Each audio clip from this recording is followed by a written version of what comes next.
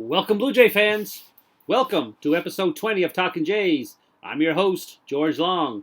Today we're going to talk about the Blue Jays' first 9 games of the season. They are supporting a record of 4-5. Not great out of the gate, but either are the AL East other teams. They're not going on all cylinders just yet. Again, it is very, very early into the season. 9 games. Could have been 10. But that 10th game got rained out against the Anaheim Angels. So again, we're supporting a 4-5 record. Some good things, some not so good things. So we're going to talk about some of the good things with the Blue Jays start. So first series against the New York Yankees, we end up coming and winning that series 2-1. That's the goal when you play when you come into a series, your 3-game series, is you got to be coming out 2-1. The more series you win, obviously, the better your record's going to be. So if you can win 2 out of 3 every single time, which is, let's be realistic. That's not going to happen, no matter to the good or to the bad team. So a 2-3 record for the season, if you do that all year round, that's out to a 667 winning percentage. So that's tough to do. So you're not going to win every series that you play, but that should be the goal when you head to a series. When you close a series out, going into the next season, the goal should be to win 2 out of 3. So again, teams don't. I'm sure they don't project that, but they want to make the goals a little smaller than that. But when you walk away from a series, you got to be, and that was always my goal. When we go make a road trip and play 3 games, is we want to win at least 2. So that should be an attainable goal the majority of the time. And then if you get that goal. Majority of the time, that's on your way to playoffs. So that's got to be the goal. So first series of the season against the New York Yankees, they come out 2-3. Some good points. The pitching is very good. Rio pitched well in the opener and got that win. So that sets the tone. When your ace can come out there and set that tone. It sets up the rest of the series, in which it did. So they pitched well that series. The bats are very, very slow coming around in the first 9 games. That's been probably the most disappointment right now are the bats. Will they be down forever? No, they won't be down forever. So you got to take in consideration. No George Springer, Teoscar, and Gurriel, both on that COVID. Against in the Anaheim series, I believe, and then a few cold bats. Rowdy hasn't got going yet. You're not going to keep him down forever. And Alejandro Kirk, boy can hit. Hasn't gotten hit yet, but we all know how I feel that I believe he should start in AAA. Get him the more at bats down there. He hasn't gotten a lot just yet, so that's where I think he should be. But he's looked good behind the plate. No blemishes that I could see. Again, I'm not a big fan of that one knee down, but nothing really was very, very painfully costly to the Blue Jays. More painfully to the Yankees with Gary Sanchez, who does the one knee on the ground. Doesn't look very, very good receiving that ball. I post a lot on my Facebook page, Talking Jays. Showing pictures. Well, Gary catches the ball here and he slides the glove up and trying to get calls and not getting the calls. So umpires do not like that. So I don't see a lot from the Blue Jays. I find Jansen very, very quiet behind the plate. Gets those legs nice and spread apart. Gets that butt down and out and shows the umpire. Freezes that ball. I like to call it sticks it. He sticks the ball where it's at. Even if it's off the plate, he's getting some calls. So I like Jansen. I like Jansen's at-bats. I know he hasn't had a lot to show for it, but he battles at the plate, and he puts up, at least once a game, he'll have a good battle at the plate at one of his 3 plate appearances. So he battles. So very impressed with Jansen and Kirk behind the plate. The pitching has been mediocre right now. I looked at some of the team stats. Pitching right now, they're midway, 14th, 15th, around there for a lot of stats. with the whip, which is I'm a big whip guy, walks and hits, especially those walks. A little more walks than you would like. I know first one against the Blue Jays gave up 6 walks, so they did a great job in spring training about not giving up those walks, but early on. For walks, I believe they're top 10 giving up walks for pitchers, but most of those other stats are midway. The hitting, though, it will get hot. It will warm up. I looked at some of the stats in the first 9 games with their hitting. Like I said, Rowdy off to a slow start. A lot of those guys, Jansen, same thing, not off to a great start with the bat, getting results, but having good plate appearances. They're like, I looked at a lot of the offensive stats, and they're in the lower half of the league right now. 20th to 22nd on a lot of those, batting averages, strikeouts. Their strikeouts are up, got better. The final game against Anaheim, the strikeouts didn't strike out that much in the game. Obviously, when you put 15 runs on the board, you're not going to strike out a whole lot. So, and the walks. They got to battle a little more, be a little more selective at the plate. The walks haven't been great this season so far at the plate for themselves. But promising that final game that I watched against Anaheim, the 15-run game, they had 9 walks. So that is very, very promising for the Blue Jays going forward. Let's face it, they're missing some sticks out of that lineup, but the rest of the guys. The Bichette's, he's going to get on fire. Vladdy has looked very, very comfortable at the plate. I just love the new Vladdy. He's going to, he's off to a great start, and I think he's going to even explode even more, hopefully in this upcoming series against the Yankees. As I'm taping this podcast, it is Wednesday morning, April 14th, I guess today is. They have played the Yankees on Monday and Tuesday. I haven't seen the game yet. I do know they lost the first game against the Yankees. I don't know the score. Don't know any results. I know Robbie Ray started that game, but I don't know the score, so I haven't watched that game yet. But the game last night, Ryu started that game against Jameson Taillon, and I'm looking forward after I tape this podcast. I'm going to watch that game 2 from last night, and then Wednesday afternoon, they're playing against the Yankees again, and I'll watch that later on this evening. So I'm going to watch Game 2 and 3 today after this podcast against the Yankees, and report back on what I see on a future podcast about this series with the Yankees. So again, series against Texas. We lost that series 1-2. Again, that's a series that they could have won. The Tanner Roark start hurt them big time. Not a great, performance out of Roark. Supposed to start that Sunday game against Anaheim, the game that got rained out, thank God, and then bumps up now to Monday to Robbie Ray. So it looks like Tanner, I believe, has been reported that they're going to put him in the bullpen.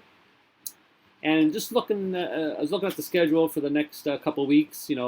This week's that we're in right now, they're playing daily. But the following week, they're off Monday. The next off day is Monday, and they're off again Thursday. And then the week after that, they're off again Monday and off Thursday. So the next 2 weeks after this week, they're off Mondays and they're off Thursdays. So they're not going to need a fifth starter. So that's promising for them. And then hopefully, once they do that, I don't know the status on Springer. As of right now, I don't know when he's due to come back. I don't believe he's going to be going on the road with them. So the next series after Yankees, I believe, is Kansas City. So I don't think he's going to be available for that. I don't know the thing with Teoscar right now. He could be back in the Yankee series or the Kansas City. I'm not sure. Again, I haven't watched any games since Saturday's game. So I don't watch any highlights or anything like that. I stay away from it. So Gurriel, I believe, is going to be back. So that's promising. Another stick in the lineup. So we'll see what happens with Teoscar, with George Springer. Those are 2 big bats out of your lineup. So, but the other guys, Vladdy's looked very well at the plate. Bichette is swinging the ball hard, or swinging that bat hard. Sorry. Simeon looked really well. He's got a couple of dingers. So sticks are quiet right now. I believe they will get a little hotter as the weather warms up. and they will start exploding because that's not going to be a problem with this team. They're going to put their runs on the board. Just slow start. That's it right now. And I know records 4-5. If we take a look at the AL standings right now, as of Sunday night, I believe these are the standings. Red Sox are doing well, putting a lot of runs on the board, pitching well. So they got a record of 6-3, and the rest of the divisions 4-5. Rays, Blue Jays, Yankees. That's the teams that are going to be battling for first place. So they're all even Steven, as I like to say it. So nobody's exploding out of the gate. Everybody's 2 games behind the Red Sox. So again, it's early. Don't panic. The bats will get going as long as that pitching stays good. And just buy some time. Curious on how Robbie Ray pitched Monday night. I know they lost that game. I don't know if it was his loss or the team loss. I haven't watched that yet. So we'll see what happened there. But he was pitching well in the spring, so it's nice to have Robbie Ray and go forward there. Who am I thinking of? Pearson. So I don't know what's projected date he's going to be back. So again, with those off days coming up in the next 2 weeks, those Mondays and Thursdays, once we get past those 2 weeks, and then we'll probably, I didn't look at the schedule after the next 2 weeks, but it's probably going to want a major stretch there. So hopefully, Springer will be back, and Teoscar will be back, and Pearson will be back. So it's all promising. It's gonna be, the bats are gonna get going. So it's going to even up. That 4-5 record could be easily 5-4. Steven Matz looked well in his game. So I'm happy with the pitching. They're right now they're mediocre. They're right in the middle of a lot of those pitching stats. So yeah, and hopefully what can I say about Merriweather? Right from the off season on, I was been boasting about him. I love his. I've said I loved his demeanor on the mound. He's strictly a bullpen guy. They talked about stretching him out and come back and start. No, this guy's not a starter. This guy is strictly bullpen. They slid him right in there in that closing position, and it's going to be hard to get him out because I think he's going to have a monster season. So that looks well. Romano looked well. So that the back end of the back end of the bullpen looks very, very good. Kirby Yates is a loss, but they got some horse there that can pick up for the rest. So let's talk about some negatives that I'm seeing. Mostly Astros place 4 on the injured list. Okay.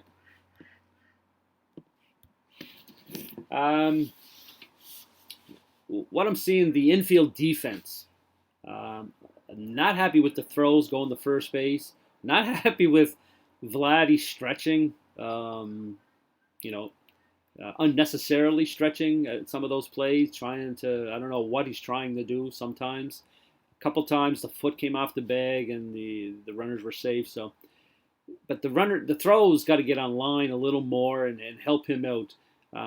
I'm always one that says, okay, like if the ball's in the dirt, a good first baseman will come up with that and save a play. And I've always liked the balls in the dirt because I've always had good first basemen to scoop those balls. Vladdy's not a good first baseman yet. He's getting better and better. But and he's caught a few of those balls in the dirt and came up with some. So it's good. The stretching I'm not liking. It's just so much cause for injury and concern that I'm worried about. Because some throws have been offline too. And what I'm seeing is Vladdy swipe tagging runners.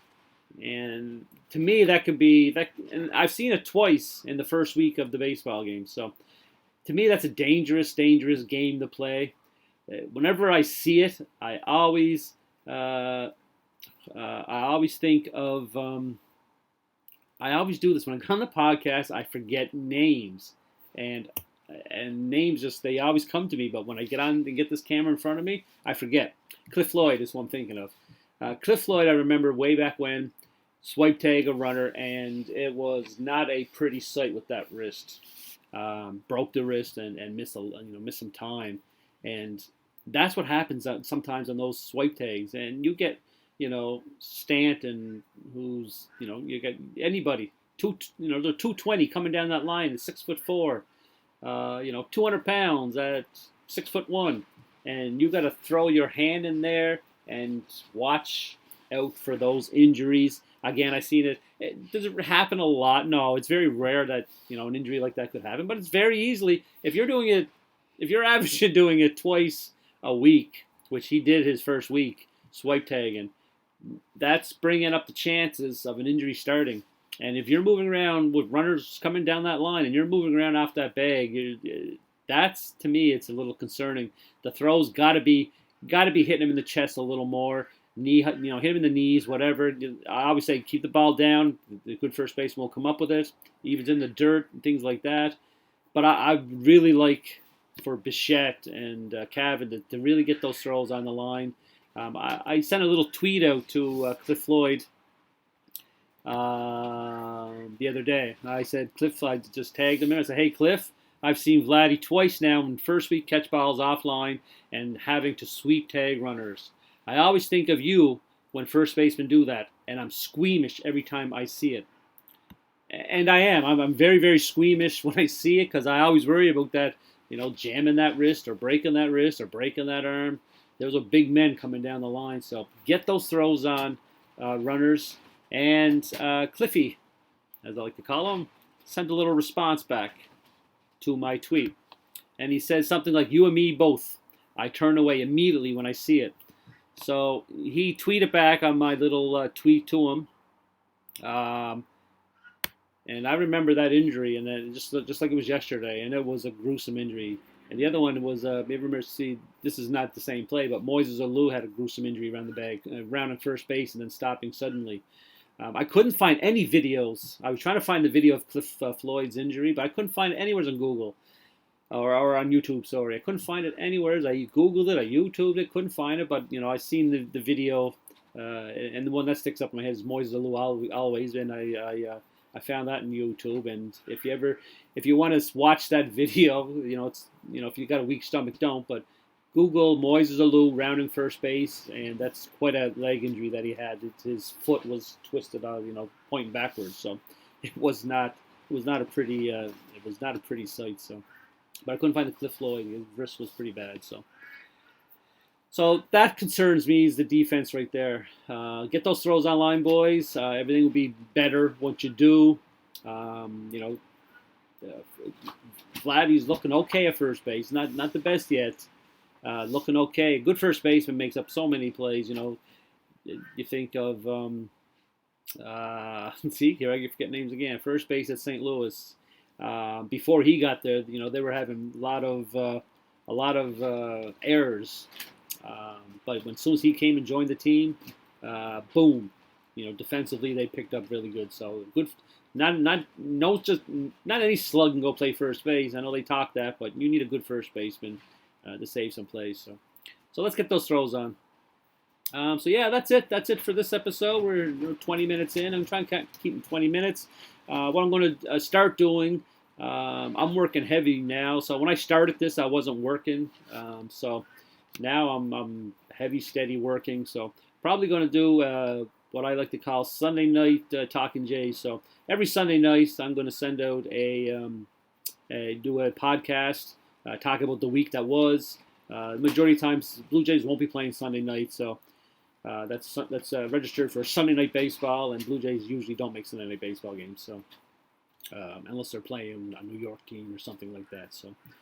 So that's what I'm going to do. I'm going to just do it once a week. Do my Sunday night. We'll talk about the week that happened. Once the weather gets a little nicer here, because I'm here. I'm in Cape Breton, Nova Scotia, in Canada. So you can hear some of the wind in the background. It was snowing yesterday morning, or was it this morning? Yesterday morning. She was snowing here. So I'm outside in my little in my fort, as you can see. I'm always in George's fort.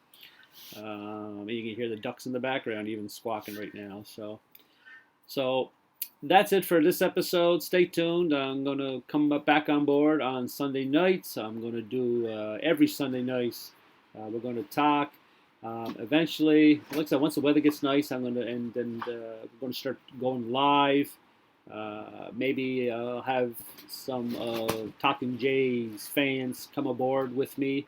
I know there's a few that are willing to do that. I've talked to a few people just online.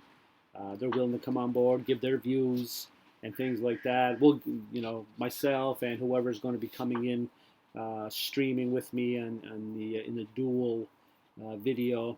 We'll get some debate going back and forth, some tough questions, and we'll get their side, my side, and then we'll have a nice friendly debate. I know one guy out there who I'm not going to name any names, but we've had a friendly debate about the catching position, one knee down, and versus the one knee, versus the natural stance. So I'll have him on board, give his views and things like that. I'm sure he's more than welcome to come aboard and give his views. We'll get him on a monitor, and we'll get a nice friendly debate going. I've got a few videos. Once I see it, when I watch games, with the one knee down or the natural, what I think is the natural way you should catch, get a more athletic stance. I got some videos to show my side of things and things like that. So anyway, stay tuned for future Talking Jays, some guests, possibly some future former and future MLB players. I'm working on a few things, so come join me Sunday night in my next episode, and every Sunday night, and eventually we're going to go live and even get a chat going, and we'll get people signing into a chat. So thanks for listening, and I will see you Sunday night. Thank you. Bye-bye.